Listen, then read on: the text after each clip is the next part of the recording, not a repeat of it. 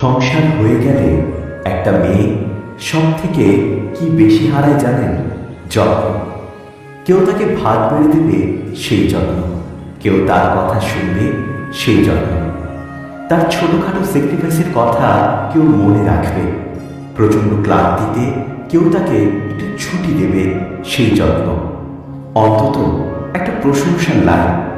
এত সব হারিয়েও মেয়েরা কিরকম সংসার আঁকড়ে ধরে জীবন পার করে দেয়।